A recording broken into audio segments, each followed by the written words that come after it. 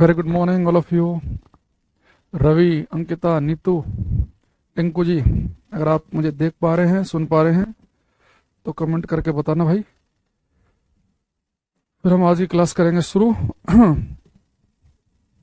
बढ़िया है एकदम भाई, फर्स्ट क्लास। हम तो उम्मीद कर रहा हूँ कि आप भी बढ़िया होंगे। पृथ्वी, मंसूर, विपिन, गजाला, लगातार हमारे साथ बच्चे जुड़ रहे हैं और आई होप कि ठंड में आप अपना ध्यान रख रहे होंगे भाई। सर्दी बढ़ गई कल से तो यार, रात मस्त माहौल था, एकदम मजा आ गया। 10-5 दिन का तो है भी माहौल। विकास, नितेश, ठीक है चलो। अच्छा, कल हम क्लास में प्रोजेक्टाइल मोशन पढ़ रहे थे। जय हिंद भाई, वंश जय जय हिंद। ठीक है प्रिंस, गुड मॉर्निंग। तो एक बार फटाफट अगर इसका हम एक फास्ट रिवीजन करें, कोशिश करें कि इसे हम 2-3 मिनट के अंदर पूरा प्रोजेक्टाइल मोशन अगर हम चेक करना चाह रहे हैं, यहाँ देखेंगे।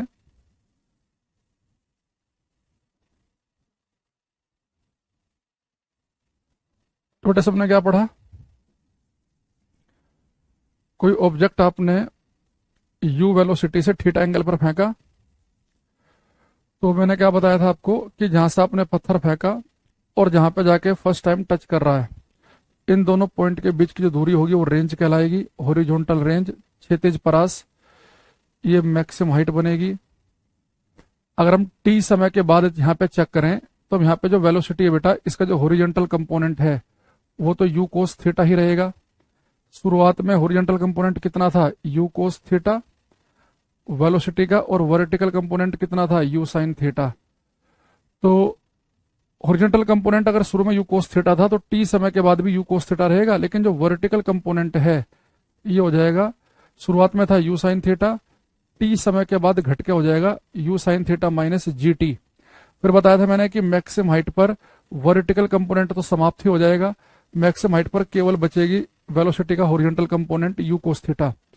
किसी वस्तु को फेंकते समय वेलोसिटी u है तो टकराते समय भी u होगी, और जितने एंगल पर फेंकेंगे उतने एंगल पर वस्तु टकराएगी, है ना। ये सारी बातें हम कल की क्लास में पढ़ चुके हैं। अगर ऊपर जाने में t1 समय लग रहा है, नीचे आने में t2 समय लग रहा है, तो जितना समय ऊपर जाने में लगता है उतना ही लगता है नीचे आने में, और ऊपर जाने के समय में अगर नीचे आने का समय जोड़ देंगे तो टाइम ऑफ फ्लाइट बन जाएगा। टाइम ऑफ फ्लाइट का फॉर्मूला है 2u साइन थीटा बाई जी, है ना। इसके अलावा हमने पढ़ा कि जो रेंज और हाइट अगर आपको बराबर प्राप्त करनी है तो बॉल आपको फेंकनी पड़ेगी tan इनवर्स 4 के एंगल पर, और अगर आपको रेंज हाइट के 4 गुना चाहिए तो बॉल आपको फेंकनी पड़ेगी 45 डिग्री के एंगल पर। ये बातें हमने कल की क्लास में की थी। उम्मीद कर रहा हूं कि सब बच्चों को ये बातें ध्यान होंगी, है ना। तो अगर आपको याद है जो जो शब्द मैंने बोले हैं, मेरे मुंह से शब्द निकलने से पहले अगर आपको सारी बातें याद हैं कि वेलोसिटी का हॉरिजॉन्टल कंपोनेंट क्षैतिज घटक नहीं बदलता है, शुरुआत में अगर horizontal component u cos theta है तो कुछ समय के बाद भी u कोस थीटा ही रहेगा, लेकिन वर्टिकल कंपोनेंट घटने लगता है। t समय के बाद vertical component u sine theta से घट के u sine theta minus gt हो जाता है, और मैक्सिमम हाइट पर तो 0 ही हो जाता है। तो ये अच्छी बात है, आपको याद है। तो एक मैंने बताया था कि मैक्सिमम हाइट पर जो वेलोसिटी है और जो एक्सेलरेशन है, इनके बीच में जो एंगल बनता है वो बनता है 90 डिग्री का, है ना। ये बातें आपको बताई। एक कह रहा जी सैटरडे को भी क्लास ले, संडे को आके आपके घर पर रिवीजन भी करा देंगे विकास, है ना, ज्यादा बढ़िया रहेगा। मजा नहीं आ जाएगा? कितना मस्त मजा आएगा। मंडे टू सैटरडे क्लास 6 दिन, और संडे को आपके घर पे आके बैठ के चाय भी पी साथ में, और रिवीजन भी करा दिया 6 दिन का। अद्भुत ही हो जाएगा काम, है ना। तो इस तरह की हमने कुछ बातें कल करी थी, और रेंज और हाइट के फॉर्मूले भी हमने आपको लिखवाए थे साइड में। एक बार और लिख देते हैं ताकि आपको भी याद हो जाए, मुझे तो याद हो ही जाए। u square sine 2 theta by G, और हाइट जो है वो है u square sine 2 theta by G. ठीक, चले आगे बढ़ते हैं। अब बेटा इसमें प्रोजेक्टाइल मोशन में अब केवल एक आध चीज रह गई है जो हमें ध्यान रखनी है अपने लेवल पे। देखो अब हमें बेटा इसमें देखो ध्यान क्या रखना है। जैसे मैंने क्या किया यहाँ पे, जब मैंने कल आपके सामने इस बॉल को u वेलोसिटी से थीटा एंगल पर फेंका था, तो मैंने आपको बताया था भाई जो रेंज आएगी वो आएगी इतनी, u square sine 2 theta by G. तो मैंने सोचा कि यार एक काम करते हैं, इस बॉल को मैं जमीन से हॉरिजॉन्टल से क्षैतिज से थीटा एंगल पर फेंक रहा हूं।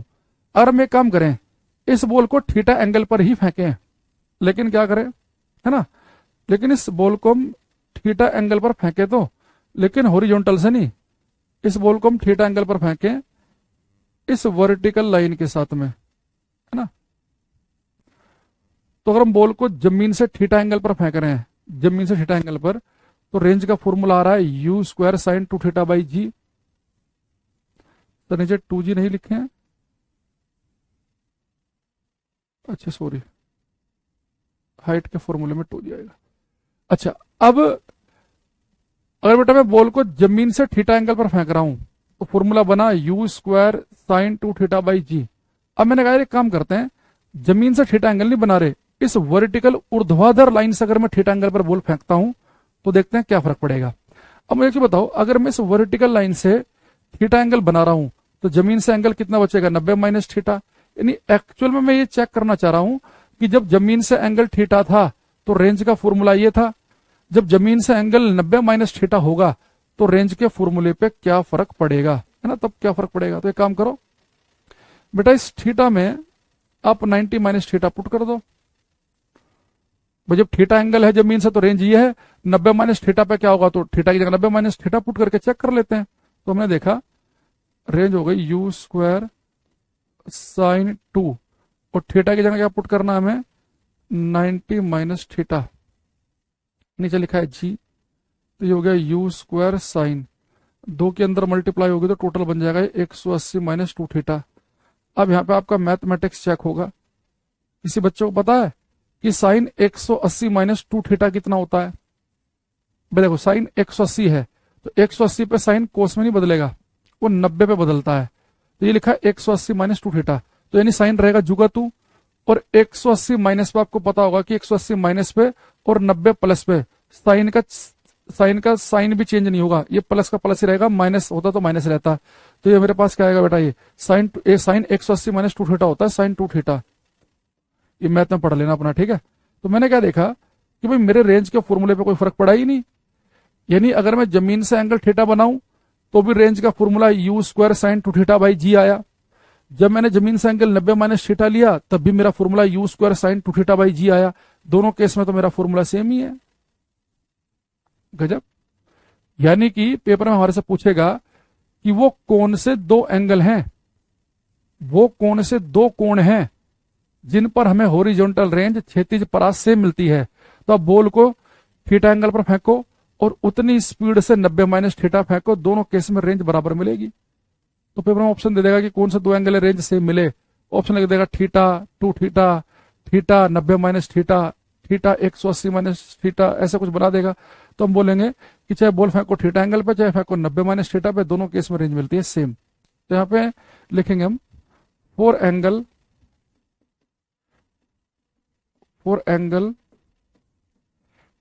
Theta and 90 minus theta coma horizontal range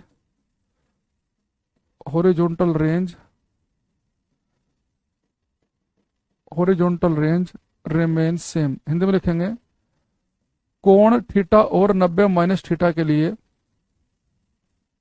कोण थीटा और 90 माइनस थीटा के लिए, कोण थीटा और 90 माइनस थीटा के लिए क्षैतिज परास समान होती है। कोण थीटा और 90 माइनस थीटा के लिए क्षैतिज परास समान होती है for angle theta and 90 minus theta horizontal range remains same. अब थोड़ा सा चीज को हम और फील करते हैं कि जो रेंज आएगी थीटा पे वही आएगी 90 माइनस थीटा पे। इसका देखो मतलब क्या है, जो रेंज थीटा पे है वही 90 माइनस थीटा पे है। तो एक काम करते हैं, हम थीटा की कोई वैल्यू चूज कर लेते हैं। तो बेटा मैंने मान लो कि थीटा ले लिया 30 डिग्री। अगर मैं थीटा लूंगा 30 तो 90 माइनस 30 कितना आएगा, 60 डिग्री आएगा। यानी कि जो रेंज आपको 30 डिग्री में मिलेगी वही 60 पे मिलेगी। आप बॉल को 30 पे फेंको उतनी स्पीड से 60 फेंको, दोनों केस में रेंज सेम, बस हाइट का फर्क आएगा। आपको पता भाई 90 डिग्री पे हाइट मैक्सिमम मिलती है, यानी बड़े एंगल पे ज्यादा हाइट मिलती है। यानी आपने बॉल को चाहे ऐसे फेंको 30 डिग्री पे, तो जितनी रेंज आपको 30 डिग्री पे मिली उतनी मिलेगी आपको 60 डिग्री पे, आपको हाइट ज्यादा मिल जाएगी, ये फर्क पड़ेगा। यानी आपकी बॉल ज्यादा समय तक हवा में रहेगी। भाई यहां से आपने बॉल फेंकी, यहां टकरा गई 1 सेकंड के बाद ही, बड़े एंगल पर एक जगह 1.5-2 सेकंड में टकराएगी, पर टकराएगी वहीं पे जो 30 डिग्री पर रेंज है वही 60 पे है। ऐसा यहाँ पे थीटा के लिए आप ले लो बेटा 15 डिग्री, तो जो रेंज आपको 15 पे मिलेगी वही मिलेगी 75 पे। यहाँ ले लो 0, जो रेंज मिलेगी आपको 0 डिग्री पे वही मिलेगी 90 पे। यहाँ ले लो आप 20, जो रेंज मिलेगी 20 वही मिलेगी 70 पे। आप कहोगे सर ऐसा तो बहुत सारे केस बन जाएंगे, यहाँ रखो 5, यहाँ 85, यहाँ रखो 2, यहाँ 88, यहाँ रखो 3, यहाँ 87, यहाँ रखो 9, वहाँ 81, तो कितने केस याद करें? कुछ याद नहीं करना। आप ऐसा ध्यान रखो ना कि भाई अगर आप 2 एंगल जोड़ दो और 2 एंगल जुड़ते ही अगर 90 डिग्री बन जाए, अगर 2 एंगल जुड़ते ही 90 डिग्री बन जाए, तो समझ जाना उन दोनों पर रेंज सेम रहेगी। भाई 30 और 90 का 30 और 60 का सम भी कितना 90, 15 75 भी 90, 0 90 90, 20 और 70 भी 90, और थीटा 90 माइनस थीटा को जोड़ेंगे तो भी 90 आएगा। यानी 2 एंगल जुड़ते अगर 90 बनेंगे तो रेंज सेम है। यानी दोनों एंगल एक दूसरे के रेसिप्रोकल, पूरक कोण, रेसिप्रोकल नहीं क्या बोलेंगे, कॉम्प्लीमेंट्री एंगल, पूरक कोण होने चाहिए एक दूसरे के, कॉम्प्लीमेंट्री पूरक। यानी अगर एक 12 है तो फिर दूसरा 78 हो, यानी दोनों का सम 90 हो, उन्हें कॉम्प्लीमेंट्री कहते हैं। तो अगर 2 कोणों का योग 90 डिग्री बनेगा तो उन पर रेंज कैसे आएगी? सेम। तो अब ज्यादा अच्छा है कि आप ये लिख लो, इफ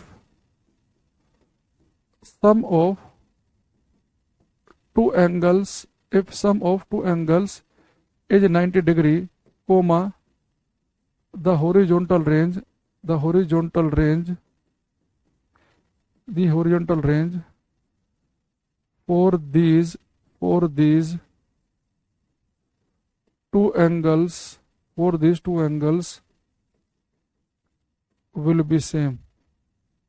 हिंदी में लिखेंगे, यदि 2 कोणों का योग 90 डिग्री हो, यदि 2 कोणों का योग 90 डिग्री हो, if sum of two angles is 90 degree, यदि 2 कोणों का योग 90 डिग्री हो तो उन दोनों कोणों के लिए क्षैतिज परास समान होती हैं। The horizontal range for these 2 angles will be same. यदि 2 कोणों का योग 90 डिग्री हो तो उन दोनों कोणों के लिए क्षैतिज परास समान होती हैं।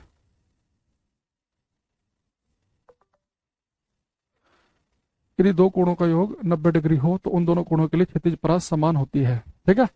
तो अगर मैं आपसे क्वेश्चन पूछ लूं कि भाई अगर एक एंगल 22 डिग्री का है तो दूसरा एंगल कितना होना चाहिए कि रेंज सेम आए?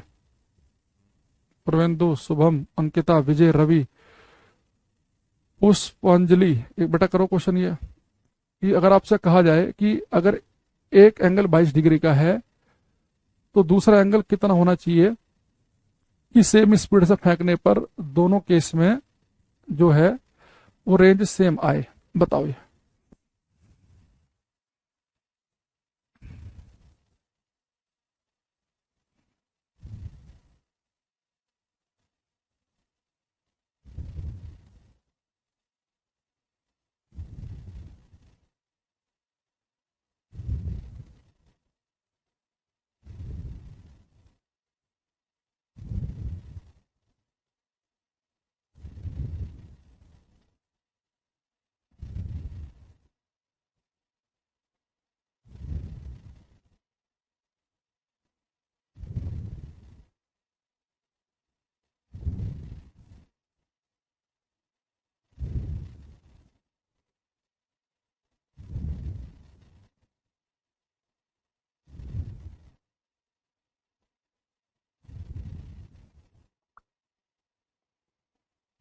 ट्रेन ने तो देखो नितेश भाई से ये नहीं हो पा रहा कि 2 सम 90 होना चाहिए, 78 लिख रहा है, गजाला भी 78 लिख रहे हैं।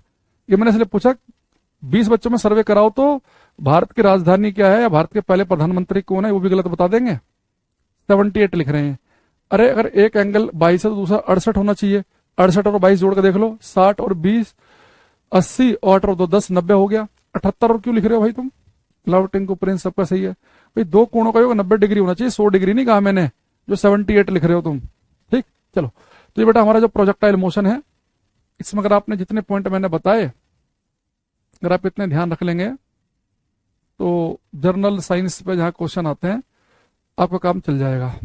ठीक है, अरे भैया ठीक है, 68 आ गया, ठीक। एक ढंग का क्वेश्चन पूछता हूँ ना, 4 कमेंट आते हैं, 68 में कमेंट भर दिया तुमने। अब आगे आते हैं। अब यहाँ पे एक चीज देखना, एक बड़ा प्यारा क्वेश्चन है, इसके हम 2-3 वैरायटी अभी लिखेंगे। इसका बताओ आंसर। भाई मान लो कि एक बच्चा जो है वो एक ट्रेन में बैठा हुआ है ना, ये ट्रेन मान लो, ये ट्रेन का डब्बा है कि तुमको सर ट्रेन ऐसी नहीं होती। ये ट्रेन जो है ये कांस्टेंट वेलोसिटी से मूव कर रही है, नियत वेग से चल रही है, ये नियत वेग से। अब इसके अंदर एक छोटा बच्चा बैठा है, बच्चा बड़ा खुश है, अपने मामा के यहाँ जा रहा है। भाई खुश तो होना ही है इसे। अब ये जो बच्चा इसके अंदर बैठा हुआ है, ट्रेन लगातार एक वेलोसिटी से मूव कर रही थी, मस्त ट्रेन चल रही है। अब इसने अपने ट्रेन में एक एप्पल निकाला या एक सिक्का निकाला, एक कॉइन निकाला, कॉइन अपने हाथ पर रखा और इस कॉइन को इसने ऊपर की तरफ उछाला। तो बेटा जब कॉइन नीचे आएगा तो इस बच्चे के पीछे गिरेगा या इसके आगे गिरेगा। अगर चलते हुए ट्रेन में कोई बच्चा जो है वो एक सिक्का ऊपर की तरफ उछाले तो आपको बताना है कि चलती हुई ट्रेन में जब कोई बच्चा एक सिक्का ऊपर की तरफ उछालेगा तो क्या होगा।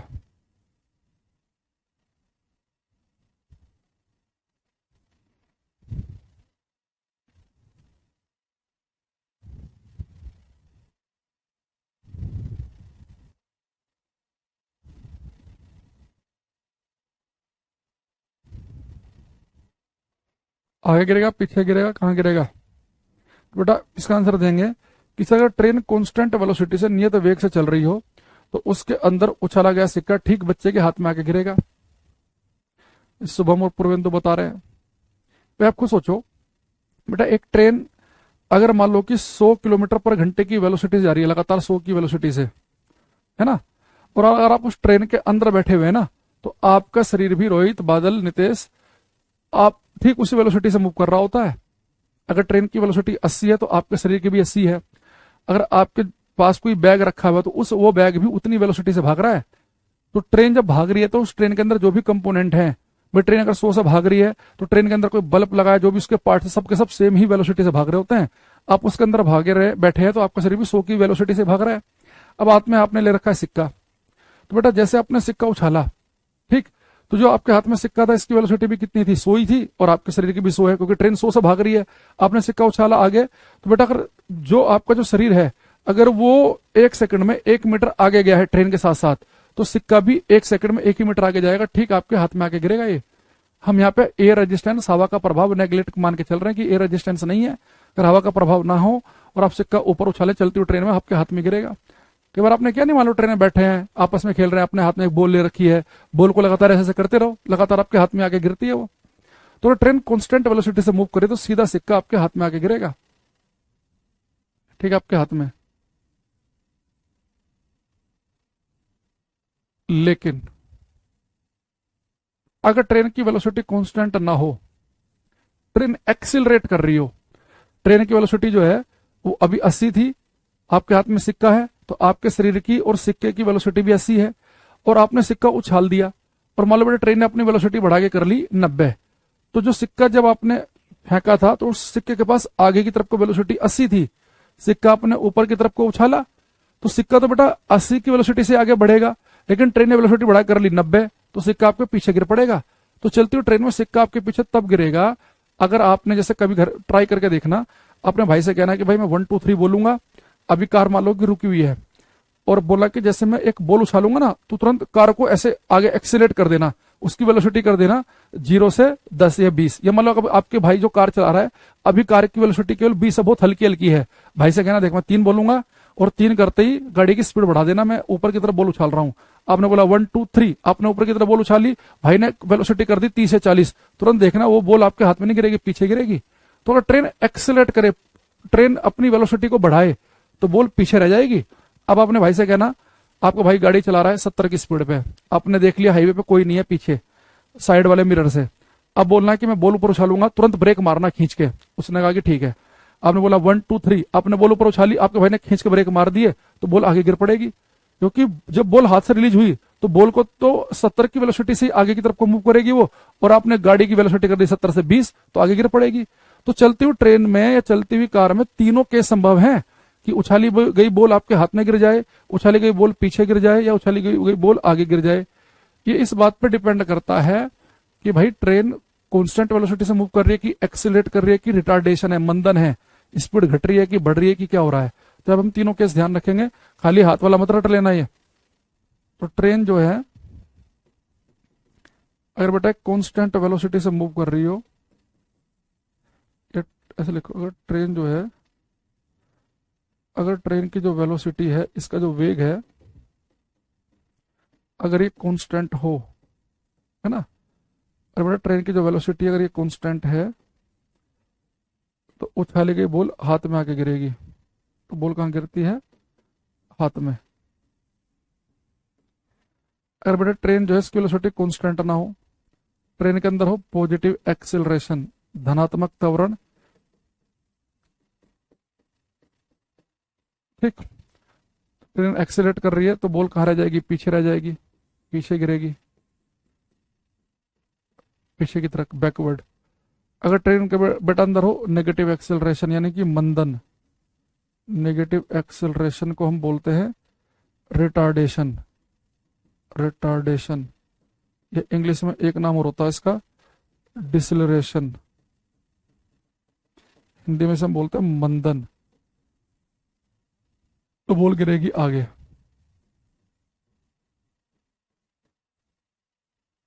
तो याद रखेंगे तीन केस हैं यहाँ पे कि ट्रेन कांस्टेंट वेलोसिटी से मूव कर रही है तो उछाली गई बॉल आपके हाथ में गिरती है, ट्रेन के अंदर पॉजिटिव एक्सेलरेशन है, वेलोसिटी बढ़ रही है तो बॉल पीछे रह जाएगी, वेलोसिटी घट रही है तो बॉल आगे गिर पड़ेगी। तो जैसे जनरली एसएससी टाइप के पेपर में ये हाथ वाला केस ज्यादा आता है कि एक ट्रेन नियत वेग से चल रही है ना, तो उछाली गई बॉल कहाँ गिरेगी? हाथ में। एक बार उसने पूछा सीडीएस के एग्जाम में कि एक चलती हुई ट्रेन में बच्चा बॉल उछालता, बॉल बच्चे के पीछे गिरी, ऐसा संभव कब है? तो अगर बॉल पीछे गिर रही है तो ऐसा संभव तब है अगर ट्रेन एक्सेलरेट कर रही हो, उसकी पॉजिटिव एक्सेलरेशन, उसकी वेलोसिटी लगातार बढ़ रही हो तो पीछे रह जाएगी।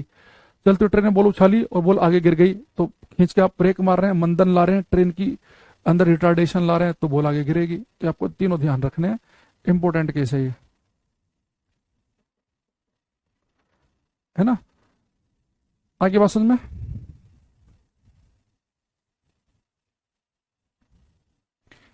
अब आगे बढ़ते हैं, एक केस और देखते हैं।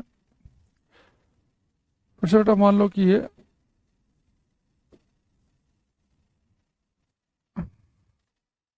ट्रेन है हमारे सामने, एक ट्रेन का हमने एक डब्बा लिया, ये बढ़िया एसी कोच, वंदे भारत वाला, है ना।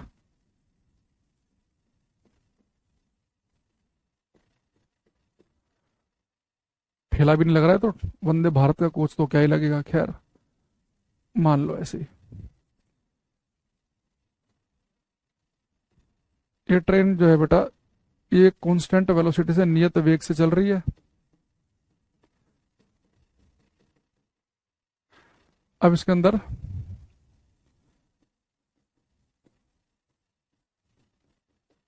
एक अंकल बैठे हैं, ठीक है, और ये अंकल क्या कर रहे हैं? एक बच्चे को पूरा ऑब्जर्व कर रहे हैं, देख रहे हैं। एक बच्चा बॉल ऊपर उछाल रहा है तो इन अंकल ने क्या देखा? बच्चे ने बॉल उछाली, ट्रेन कांस्टेंट वेलोसिटी से मूव कर रही है तो बॉल बच्चे के हाथ में आके गिर रही है। तो जो बच्चे काम कर रहा है, तो जो बगल में अंकल बैठे हैं, ठीक है, फिर can the course and before rail exam, नहीं पता भाई। अब यहाँ देखो, अब हमारे हाथ में एक बॉल है, बच्चे ने बॉल ऊपर की तरफ उछाली, तो जो बगल में बैठ के अंकल देख रहा है, उसने देखा अच्छा बॉल ऊपर गई जो कि तो बच्चे के हाथ में आई, यानी बॉल जो है एक स्ट्रेट लाइन को, एक सीधी रेखा को फॉलो कर रही है। तो अगर कोई बच्चा एक नियत वेग से कांस्टेंट वेलोसिटी से चल रही ट्रेन में बॉल ऊपर उछाले तो बगल में बैठे व्यक्ति को इस उछाली गई बॉल का मार्ग दिखाई देगा, स्ट्रेट लाइन, सीधी रेखा। लेकिन जो व्यक्ति बाहर खड़ा है खेत में या प्लेटफॉर्म पर, तो एक क्वेश्चन पेपर में आपसे पूछता है कि एक ट्रेन कांस्टेंट वेलोसिटी से नियत वेग से चल रही है, एक बच्चा उसके अंदर एक बॉल उछालता है, तो उछाली गई बॉल का मार्ग ट्रेन के बाहर खड़े व्यक्ति को कैसा दिखाई देगा? तो आप क्या आंसर देंगे? ठीक है, बताओ। उछाले गई बॉल का मार्ग कैसा होगा?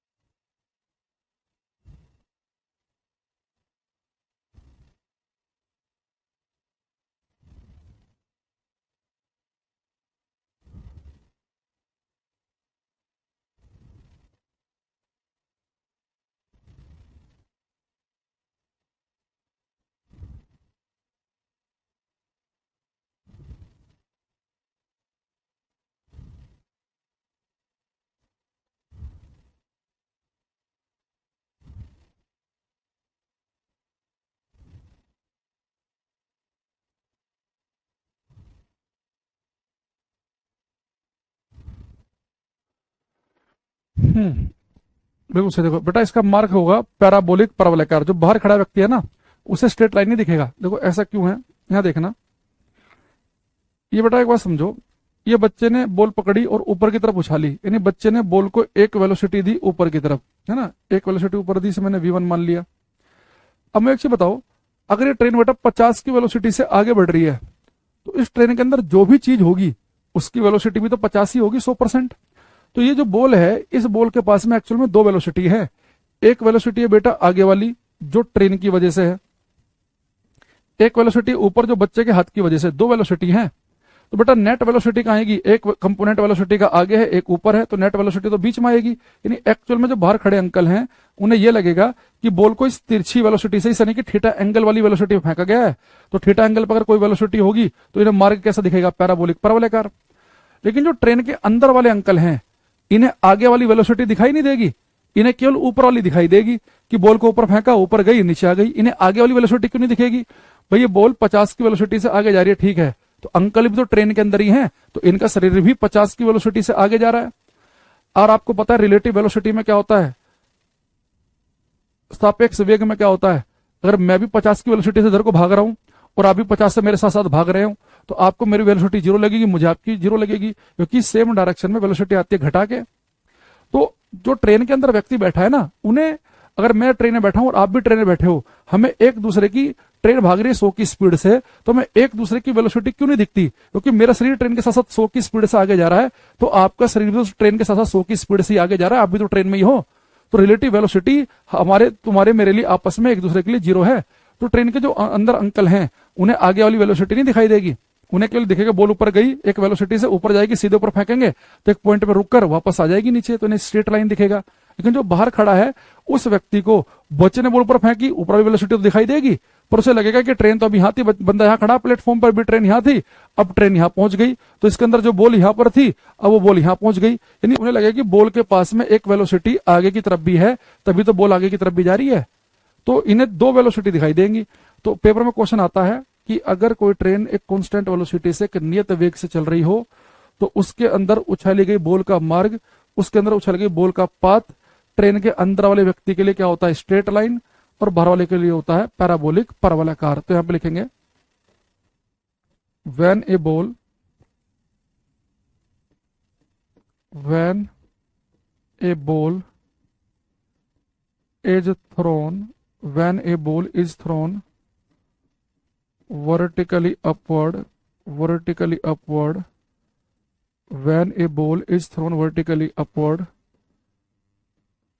in a train, when a ball is thrown vertically upward in a train, in a train which is moving, which is moving at a constant velocity, at a constant velocity, when a ball is thrown vertically upward in a train which is moving at a constant velocity, comma, the path of the ball, the path of the path of the ball, the path of the ball ball will be a straight line, the path of the ball will be a straight line for insider and parabolic for outsider। Hindi में लिखेंगे, नियत वेग से चल रही एक train में, नियत वेग से चल रही ट्रेन में, नियत वेग से चल रही ट्रेन में, नियत वेग से चल रही ट्रेन में जब कोई गेंद ऊपर की तरफ उछाली जाती है, नियत वेग से चल रही ट्रेन में जब कोई गेंद ऊपर की तरफ उछाली जाती है तो उसका मार्ग,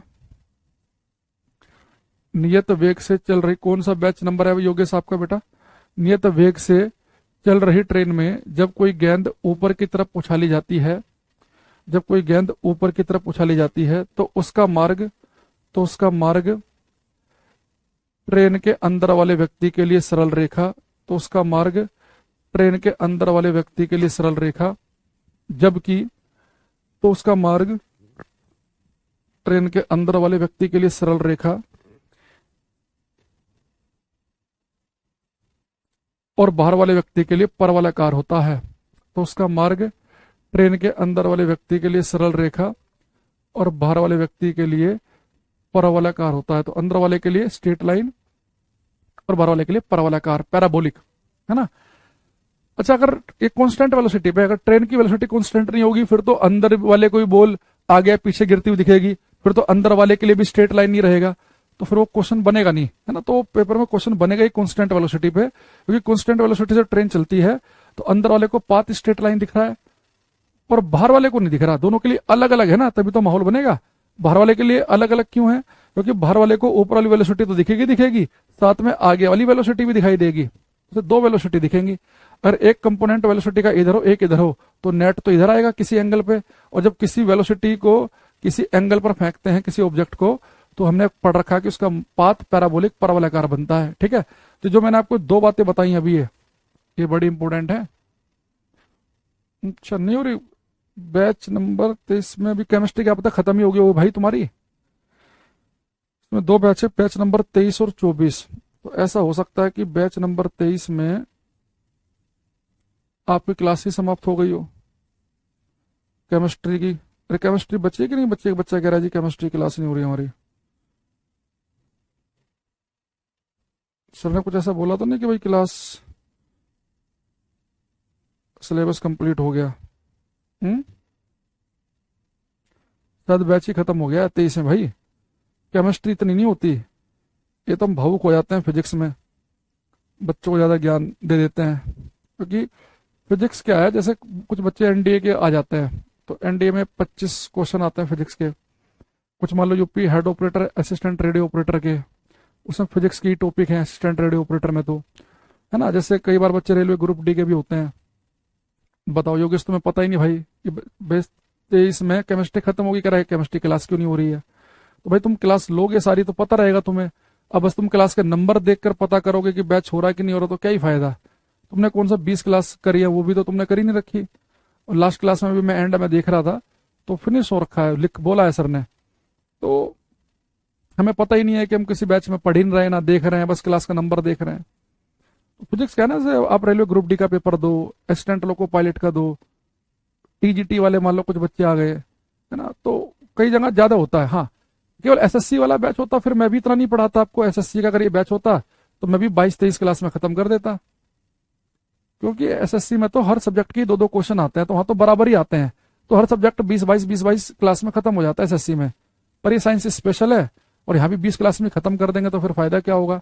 आप पता चला पेपर देने चले गए सीडीएस का, सीडीएस में 10-12 तक क्वेश्चन आ जाते हैं फिजिक्स के। तो सीडीएस में अगर आपकी साइंस भी अच्छी है ना तो जीएस वाले पार्ट के आप कट ऑफ क्लियर कर लोगे, साइंस अगर अच्छी हो, क्योंकि सीडीएस में बाकी सब्जेक्ट बड़े टफ पूछता है वो, हर बार इतनी वैरायटी चेंज होती है, पॉलिटी में, ज्योग्राफी में, हिस्ट्री में। बहुत अच्छा पढ़ने के बाद भी आप नहीं कह सकते कि मैं 80-90% क्वेश्चन कर लूंगा। लेकिन साइंस के क्वेश्चन बहुत टफ नहीं आते सीडीएस में। हमारे हर बार 10-11 में से 9 क्वेश्चन तो बिल्कुल क्लास के नोट से ही मिल जाते हैं। एक आधी क्वेश्चन इधर उधर आता है, वो भी अगर आप थोड़ा दिमाग लगाओ तो कर सकते हो उसे, तो इसलिए थोड़ा ज्यादा हो जाता है इसमें, है ना। तो आप नंबर मत देखा करो कि भाई ये नंबरिंग देख के कर रहे हो कि जो फिजिक्स में तो 58 क्लास हो गई और केमिस्ट्री में हो गई 20, तो 20 में खत्म ही हो गया, उसमें कंटेंट ही कम है, टॉपिक कम है, तो खत्म होगा। लेकिन हमें क्या है, हम पढ़ते हैं नहीं, हम बस क्लास का नंबर, अच्छा 58 चल रही है फिजिक्स में क्लास नंबर, अच्छा यहाँ 20 ही पढ़ाई मास्टर ने, अभी तो बच रहा होगा। ये समस्या है हमारे साथ।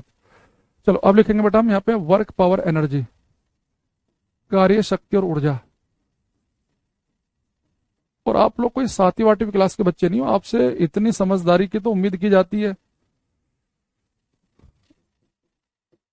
कार्य शक्ति और ऊर्जा, ठीक है।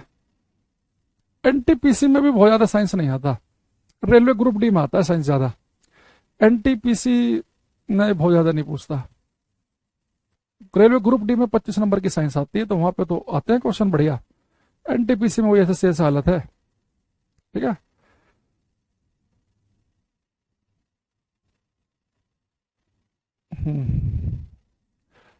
वर्क पावर एंड एनर्जी, कार्य शक्ति और ऊर्जा। तो यहाँ पे ये बड़ा अच्छा टॉपिक है, कार्य शक्ति और ऊर्जा। इसे हम पूरा सम्मान देंगे, इज्जत करेंगे इसकी हम। तो यहाँ पे हम डालेंगे पहले वर्क, कार्य की,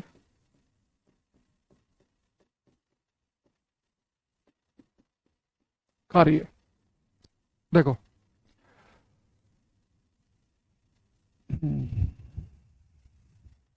अरे भावुक मत हो, डिटेल में ही पढ़ा रहे हैं, तुमने सबने भावुक ही हो गए तुम लोग।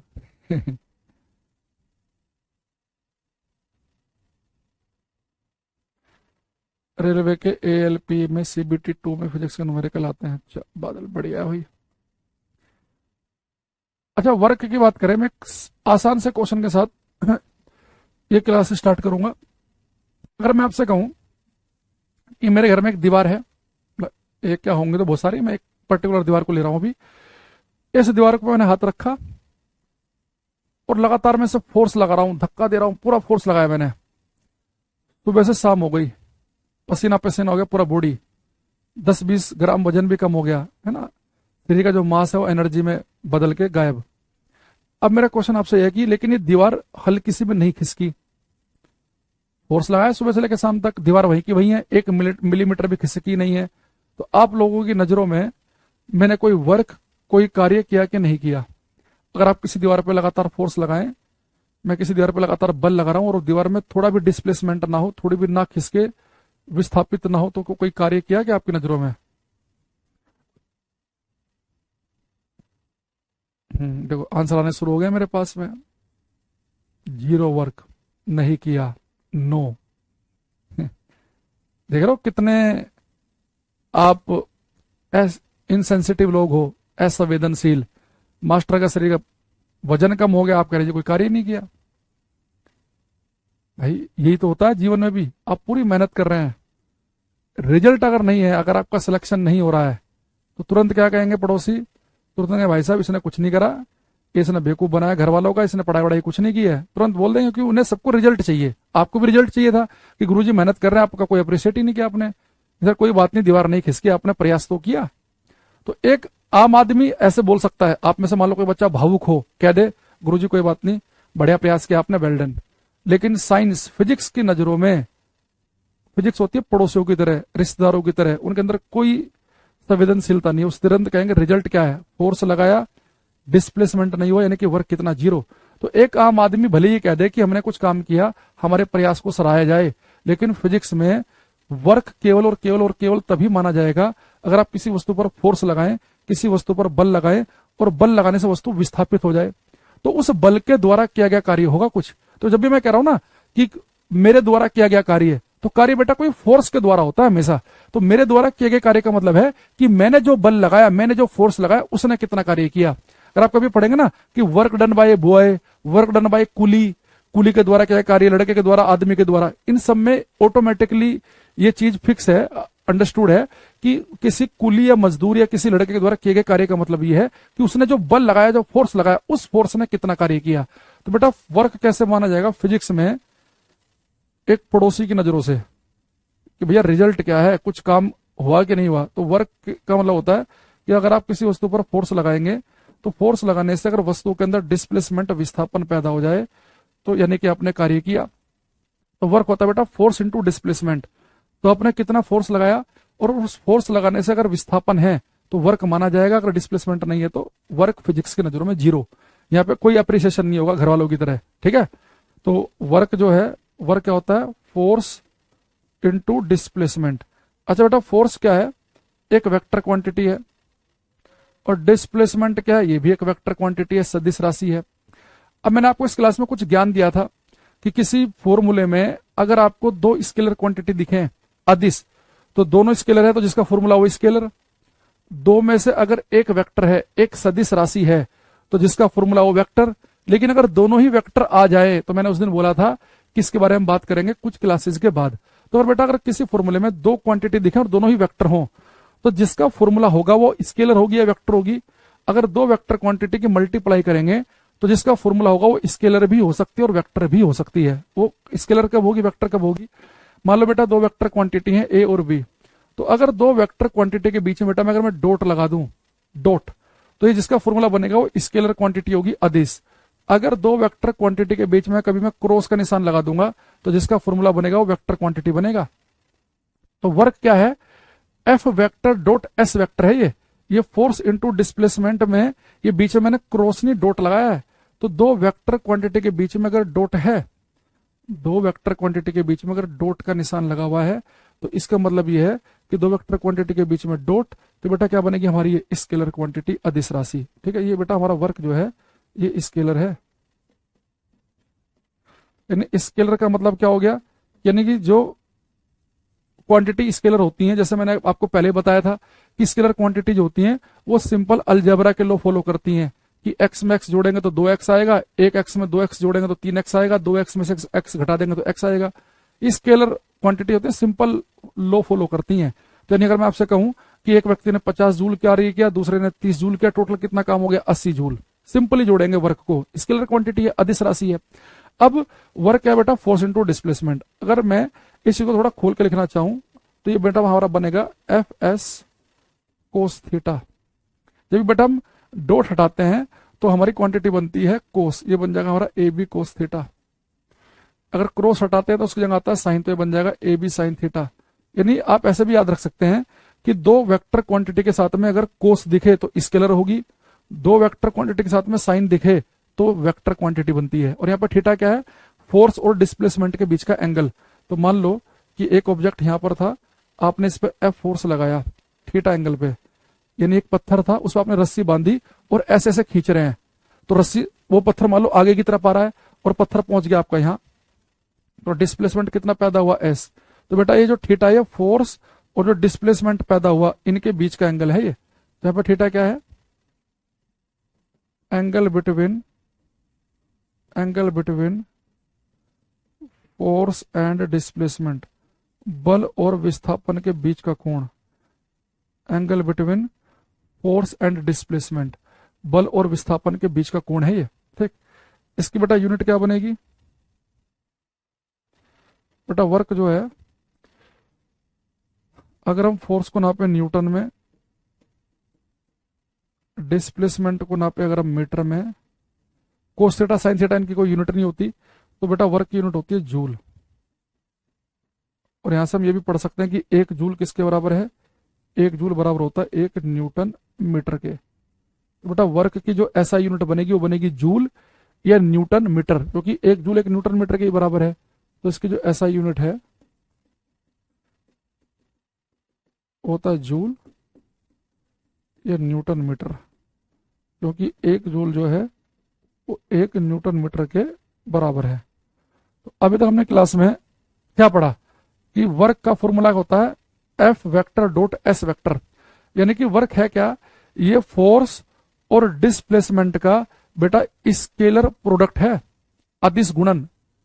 यह पेपर में लिखा मिलेगा कि वर्क क्या है, फोर्स और डिस्प्लेसमेंट का डॉट प्रोडक्ट है, तो पेपर में क्वेश्चन आता है कि वर्क क्या है, तो लिख देगा कि फोर्स और डिस्प्लेसमेंट का वेक्टर प्रोडक्ट है, स्केलर प्रोडक्ट है। तो वेक्टर और स्केलर में से किस पे टिक लगाएंगे हम, स्केलर पे, क्योंकि जब भी डॉट आ गया तो डॉट से जो क्वांटिटी बनेगी वो स्केलर बनती है। तो यहाँ पे इसकी हम डेफिनेशन लिख सकते हैं, वर्क है it is a it is a it is a scalar product of force and displacement. यह बल और विस्थापन का अदिश गुणन है। It is a scalar product of force and displacement. यह बल और विस्थापन का अदिश गुणन है। यह बल और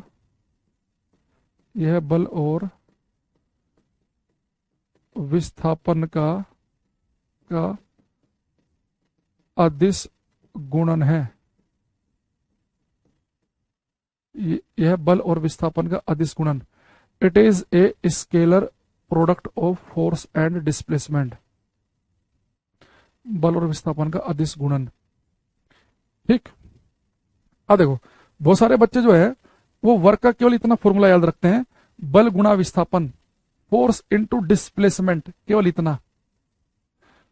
ये कोस थीटा भी याद रखना, पूरा माहौल बदल जाएगा इससे। अगर आपने खाली बल गुणा विस्थापन याद रखा, कोस थीटा आपने फॉर्मूला याद ही नहीं किया है, देखो कैसे माहौल बदलेगा अभी। अगर मैं आपसे बोलूं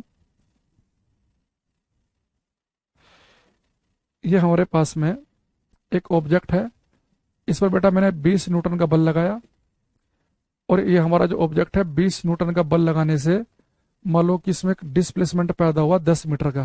ठीक, तो एक केस तो ये है। एक केस हमारे पास में ये है कि मेरे पास एक ऑब्जेक्ट है, इस पर भी मैंने 20 न्यूटन का बल लगाया, और ये जो मेरा ऑब्जेक्ट है 20 न्यूटन का बल लगाने पर, ये बल मैं लगा रहा हूँ यहाँ पे 60 डिग्री के एंगल पे, 60 डिग्री के एंगल पे, और यहाँ भी डिस्प्लेसमेंट 10 मीटर का पैदा हुआ। तो पहले केस में मैंने कितना वर्क किया और दूसरे में कितना वर्क किया ये आपको बताना है। तो 20 न्यूटन का फोर्स लगाने पर 10 मीटर का विस्थापन पैदा हो रहा है, यहां भी 20 न्यूटन का बल लगाने पर 10 मीटर का विस्थापन पैदा हो रहा है। तो आपको बताना है दोनों केस में कितना कितना कार्य किया गया है ना, ये बताओ, और फिर आप समझ जाओगे मैं बताना क्या चाह रहा हूं।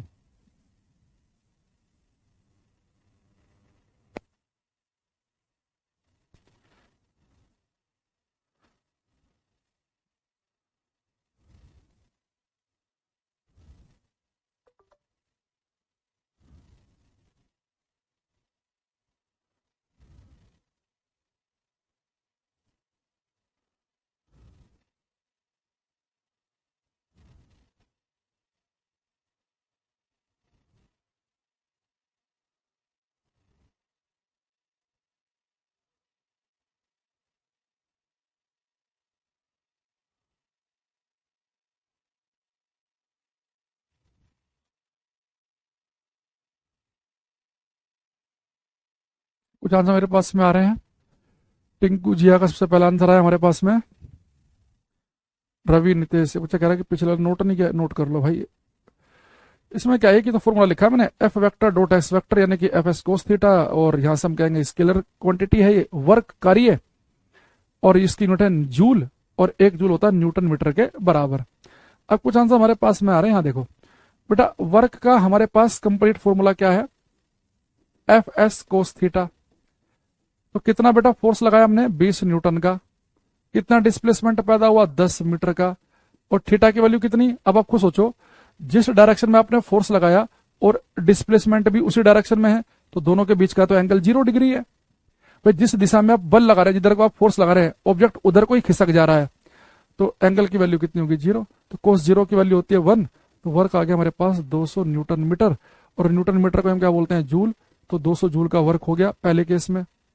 अब यहाँ आओ, F S cos theta, force कितना 200, डिस्प्लेसमेंट कितना 10 मीटर का, थीटा की वैल्यू कितनी 60, तो कितना हो गया 200, और कोस 60 की वैल्यू होती है हाफ, तो 100 जूल आया। √3 वाले वो है, अरे भाई √3/2 ये टिंकू भाई साइन 60 की वैल्यू होती है, कोस 60 है, ये कोस 60 हाफ होता है। गजब, मजा आ गया। अगर हमने केवल बल गुणा विस्थापन ही याद किया हुआ है जिस बच्चे ने, वो यहां भी क्या करेगा, बल गुणा विस्थापन 20 गुणा 10 200, बल गुणा विस्थापन 20 गुणा 10 200 कर देगा यहां भी। भाई अगर आपने कोई फोर्स जो है, अगर उस फोर्स को आप 60 डिग्री के एंगल पे लगा रहे हैं तो उसके द्वारा किया गया कार्य कितना आया, 100 जूल, और यहाँ पे वर्क कितना आया, 200 जूल, ज्यादा वर्क। तो फोर्स और डिस्प्लेसमेंट के बीच का एंगल भी आपको ध्यान रखना है, ठीक है। अच्छा, अब मैं यहाँ पे क्वेश्चन जो पूछूंगा, ये मुझे पता है कि लाइन से बहुत सारे बच्चे गलत आंसर देंगे, तो मैं पहले से फिर से आपको आगाह कर रहा हूं। और आपको पता है जिस क्वेश्चन में आगाह करता हूं तो कुछ उसमें रहता है लॉजिक, है ना, कहीं एकदम गलत कर दो। ये बेटा हमारे पास में जमीनी सरफेस है, इस सरफेस के ऊपर ये एक 10 किलोग्राम का एक बैग रखा हुआ है ना, एक रेलवे प्लेटफॉर्म पर 10 किलो का है। भाई मान लो आपकी तबीयत ठीक नहीं है, तो आपने क्या किया, एक कुली हायर किया, और उस कुली ने क्या किया, आपने मान लो कि आपके ट्रेन में, मान लो ये ट्रेन के अंदर रखा है डब्बे में, और एक कुली को आपने बुलाया कि भाई ये सबसे ऊपर जो है ना जहाँ सामान रखते हैं, कि भैया मेरे हाथ में दर्द है, आप इसे उठा के ऊपर रख दो, 20 रुपए मैं आपको दे दूंगा ना, ठीक है। तो कुली ने क्या किया, इस 10 किलोग्राम के बैग को उसने क्या किया, मान लो बेटा कि 2 मीटर ऊपर एक सेल्फ में, एक अलमारी में जो भी जगह थी वहां पे रख दिया इस 10 किलोग्राम के बैग को। तो इस प्रोसेस में कुली के द्वारा कितना वर्क किया गया। अगर कोई कुली किसी 10 किलोग्राम के ऑब्जेक्ट को 2 मीटर ऊपर रख दे तो इस में कुली के द्वारा किया गया कार्य कितना है,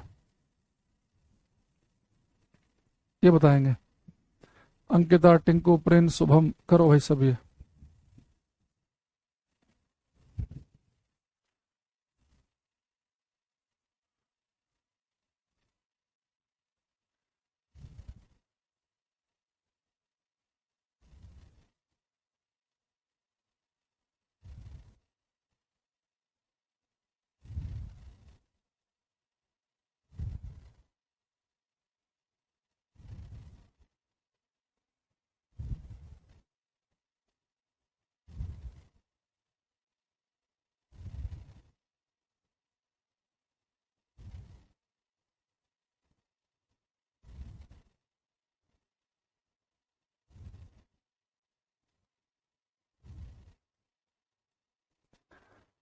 शुभम ने कर दिया गलत।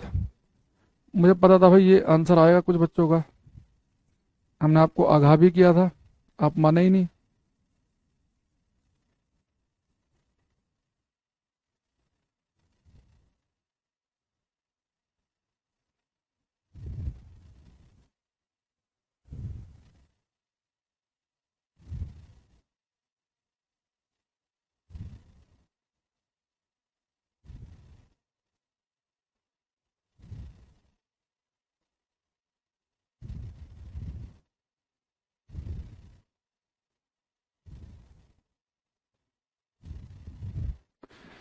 हम्म, जितने बच्चे बेटा जीरो लिख रहे हैं उन सबका गलत है।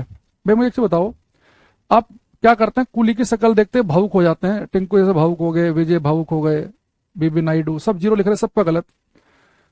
भाई कुली किसी सामान को यहां से पकड़ के उठाकर फोर्स लगाकर ऊपर लेके जा रहा है 2 मीटर ऊपर, और आप कह रहे हैं उसके द्वारा क्या क्या कार्य, जीरो। यहां देखना भाई बेटा, वर्क क्या होता है, एफ एस कोस थीटा। तो बेटा वर्क किसी फोर्स के द्वारा होता है। तो कुली जब किसी सामान को ऊपर उठाएगा तो कुछ फोर्स लगाएगा, कितना फोर्स लगाना पड़ेगा। अगर भाई मुझे कोई बैग को, किसी पत्थर को, किसी सामान को अगर ऊपर उठाना है तो आपको बेटा फोर्स लगाना पड़ेगा उसके वेट के बराबर। अगर मान लो, अगर मेरे पास में कोई ऑब्जेक्ट जो है ये m किलोग्राम का है और मुझे से h हाइट ऊपर लेके जाना हो, m किलोग्राम के ऑब्जेक्ट को h हाइट ऊपर, तो बेटा अगर वो m किलोग्राम का है तो ऊपर लेके जाऊंगा तो मुझे उसके वेट के बराबर तो फोर्स लगाना पड़ेगा। और वेट कितना होता है किसी ऑब्जेक्ट का, mg। अच्छा, डिस्प्लेसमेंट जितना मैं उसे ऊपर लेके जाऊंगा उतना उसका विस्थापन होगा, h हो गया।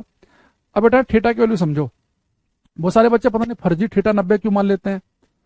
आप मुझे एक चीज बताओ, ये आपके पास में एक बैग है, आप इस बैग पर फोर्स लगा रहे हैं ऊपर की तरफ। भाई किसी बैग को उठाओगे, याद है उसके, आपने उसकी टनी पकड़ी बेल्ट, आपने कोई भी ऐसे एक सामान उठाया और उसे आप ऊपर उठा रहे, तो फोर्स आप ऊपर लगा रहे हैं और बैग भी आपका ऊपर ही जा रहा है।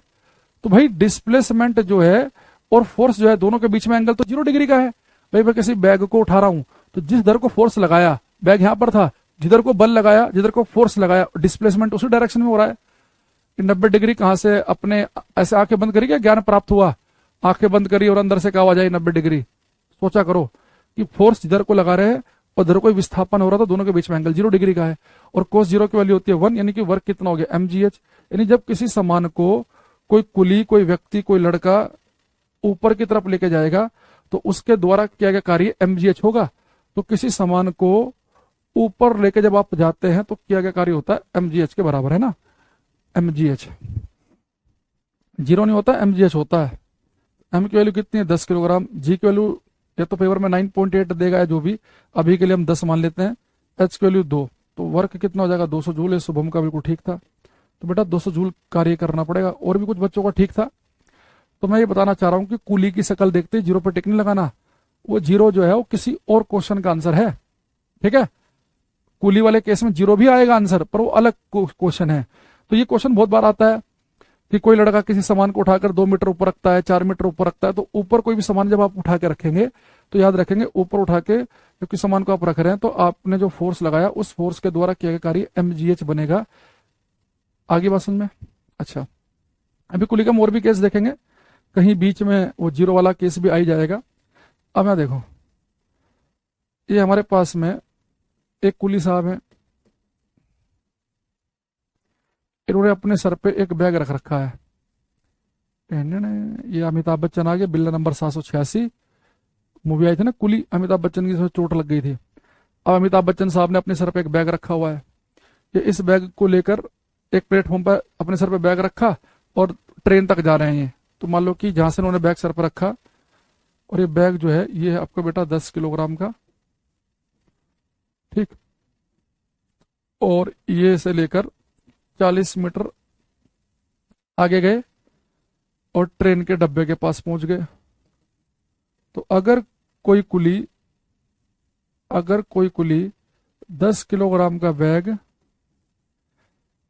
अपने सर के ऊपर रखकर 40 मीटर दूर जाए तो इस प्रोसेस में इसके द्वारा क्या कार्य क्या होगा? एक बच्चा कह रहा है कि जी नेगेटिव क्यों नहीं हुआ। देखो बेटा, जब मैंने कहा कि आपने जो फोर्स लगाया है, जो आपने बल लगाया, वो बल आपने mg लगाया। वेट की वैल्यू होती है mg, यानी जब आप किसी वस्तु पर फोर्स लगाएंगे, जब किसी वस्तु पर आप बल लगाएंगे तो फोर्स आपने उसके वेट के बराबर लगाया, mg के बराबर।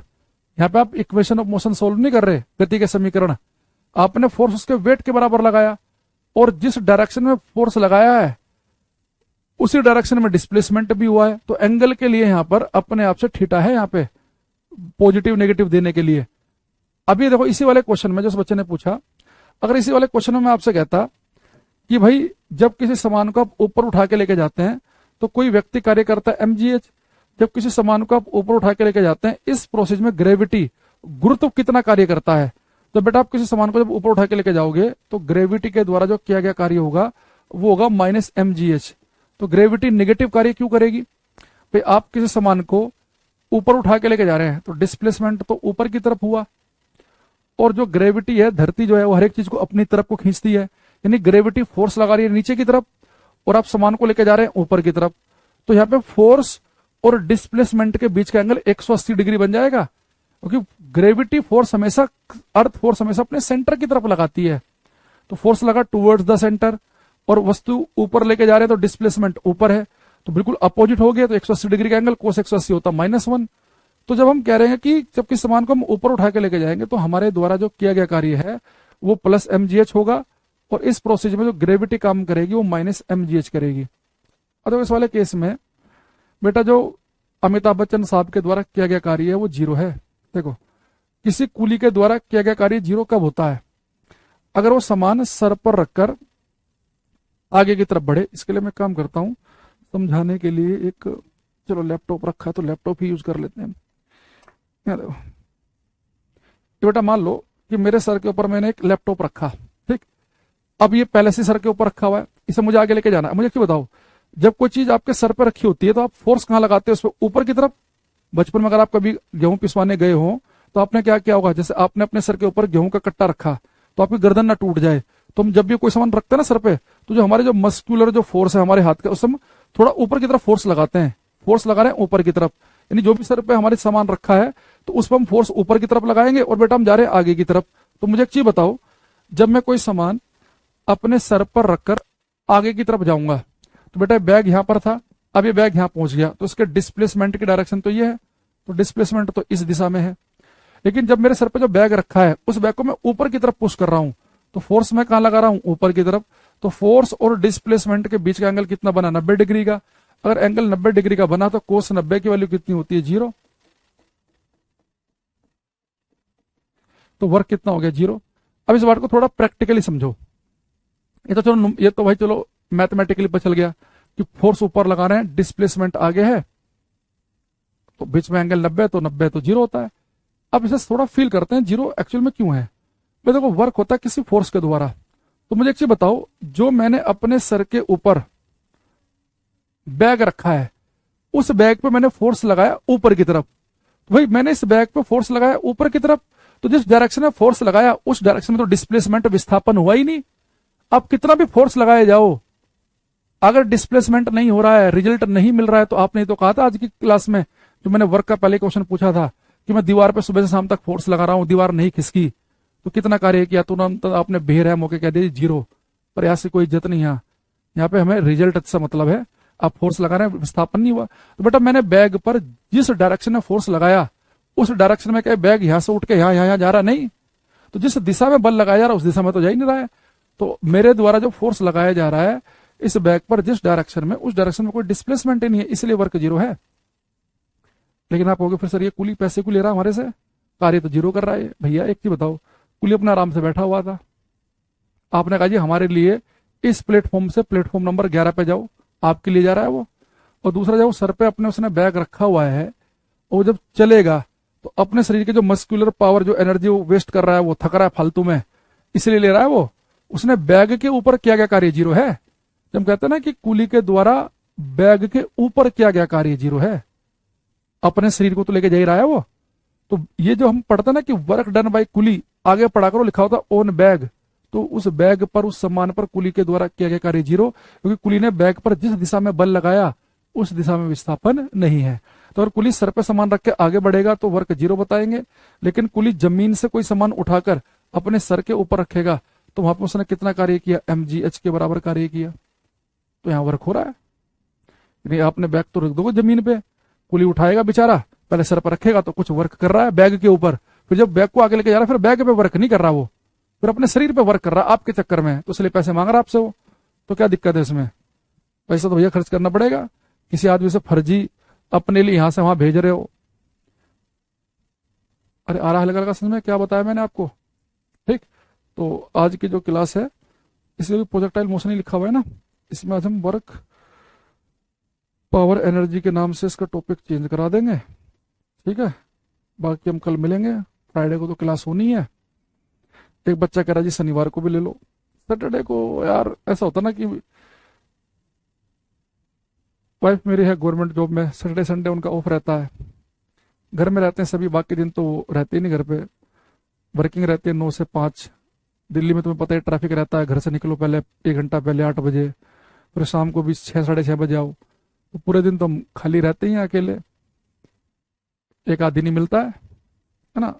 तो बाकी फिर वो फिक्स ही हो गया है, वरना पहले तो बहुत सारे लोग तो देखो, आप देखो 5 दिन भी क्लास नहीं लेते होंगे साइंस स्पेशल में, किसी सब्जेक्ट के 2 दिन होते हो, किसी की 3।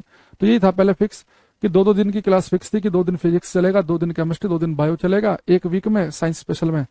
तो मैंने कहा कि मुझे थोड़ी क्लास में ज्यादा पढ़ाता हूँ, क्योंकि मैं आराम से पढ़ाता हूँ, उतना जल्दी जल्दी मेरे से सिलेबस नहीं खिंचता।